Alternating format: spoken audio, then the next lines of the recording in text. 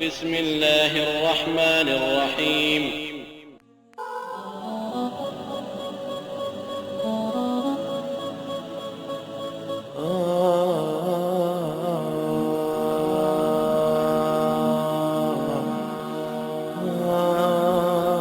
یو عالم دی په منبر باندې لګی دی بیان کوي وی جنکو سره خپل لوریانو سره ډیر زیات د رحم او د کرم معامله کوي. هغه یو ورځ زما بچو لوبې کولې د جنکو هغه نرمي درته بیانې او پلار سره خواخوږي درته بیانې چې مور او پلار سره د الکانو په نسبت باندې جنکۍ څومره مینه کوي. هغه وی زما بچو یو ورځ لوبې کولې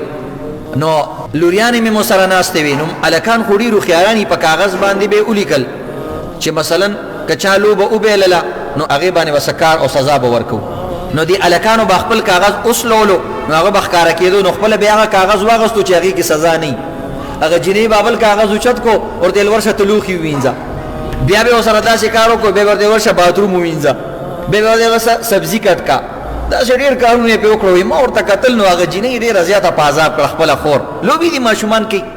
نو امام ورسره ځان په هغې کې شامل کړو هغه لوبه کې. نو یو ځل ما هغه کاغذ باندې پن باندې نشان ولګولو نو زما نمبر رالی بادشاه وزیر کوتوال غل داسې لوبه وي چې کوم پکې غل راشي په هغې باندې کارونه کوي. نو ما په خپل کاغذ باندې نشان ولګول نو زه پکې بادشاه جوړ شوم او هغه زوی مې هغه د غل والا کاغذ اوچت کو وایي په هغه باندې مې کارونه وکړل یو ورشه فلانې کار وکړه بیا مې په بل زوی کار وکړلو وایي بیا مې یو ځل داسې کار وکړو چې په خپله باندې مې د هغه غل والا چې کوم کاغذ و په هغې باندې نشان ولګولو هغه مې راواغسته چې ما دا بچي څه کوي وایي زامن مې ډېر خوشحاله شو چې غل دی غل دی غل دی. وایي ما ته هغه لور وایي چې څه لیکلي دي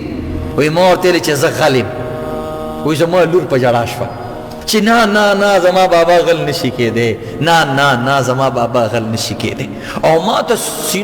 سینې سره راجوخ کړو ما ته په غاړه شوه او زما ورور ته وایي چې نه نه زما باباجي غل نشي کېدی حالانکې لوبه وه.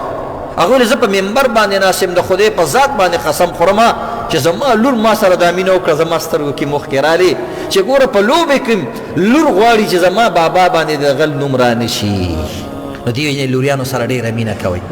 د هغې د ښې رشتو بندوبست کوئ او د هلک په نسبت باندې د جینۍ په رشته کې زیات تاکید کوئ. غریبانان کور ته راشي سختې پې وي پلار دې تپوس وکړي بچیه څه تکلیف شته وایي نه ما باندې هېڅ تکلیف نشته. او زمونږ پښتانه وایي لور د پردي کور سیز دی نه لور ټول عمر تا یادوي لور چې دنه خبره شي په تکه توره شپه باندې تا ته راښکاره کېږي او چې نه راځي نو هلته 2 رکعته مونځ کوي تا له صورت یاسین وایي تا دپاره په مصله باندې جاړي زما بابا بیمار دی. نو عزتمندو څنګه چې خپلو هلکانو سره مینه کوي خپلو جینکو سره مینه کوي. تاسو ګورئ عزتمندو لور تا ته چېرته په ډېر محبت سره کتلی هم نشي. تاسو چېرته د لور په سترګو کې کتلي دي څومره شرم و حیا وي. وړه لور ده زما بیګا ورته ما داسې کتل نو هغې مخ بل طرف ته واړو بیا یې داسې چل کې وکتل چې ما ورته کتل بیا یې مخ بل طرف ته واړو. وړه ماشومه د 3 کالو په څه پوهېږي پلار سره د دې دومره مینې هر وخت په سترګو کې د خپل پلار دپاره مینه ګرځئ. یو کس لیکلي یو ځل ما ته یو ملګري دعا وکړه چې الله دې دله زامن درکړي. نو هغه نه ما تپوس وکړو چې ته ولې د زامنو دعا کې نو هغه وایي چې زامن خو ډېر د کار خلک وایي ما ورته نه چې لوریانې ډېرې د کار خلک ما ته وایي ما نه یې بیا تپوس وکړو چې لور او زوی کې څه فرق دی او د چا مینه زیاته نو هغه وایي زه چې کله ستړی ستومانه د کار نه راشم نو چې کور ته داخل شم په زامنو مې نظر پرېوځي نو هم زما زړه ته ډېر سکون میلاو شي او ډېر خوشحاله شم چې زما د ضعیفۍ ملاتړ ما سره موجود دی. خو زه هغه وخت کې ډېر زیات خوشحاله شم چې کله زه کور ته را داخل شم نو زما لور ما ته ګیلاس کې اوبه تیارې نیولي